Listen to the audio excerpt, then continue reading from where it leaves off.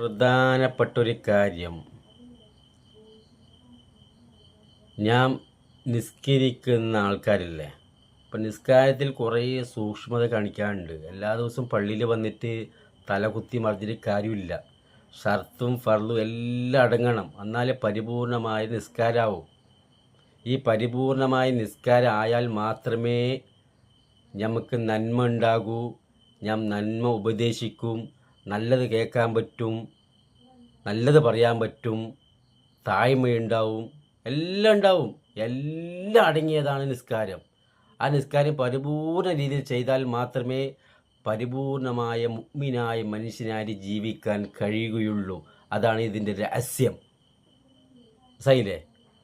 ഇപ്പോൾ ചില ആൾ സലാം വീട്ടിൽ നിന്ന് അറിയോ, അസ്സലാമു അലൈക്കും വറഹ്മത്തുള്ളാഹി വബറകാതുഹു. മനസ്സിൽ വഅലൈക്കുമുസ്സലാം എന്ന് നമ്മൾ മനസ്സിൽ കരുതണം. മറ്റൊരു സലാം പറയും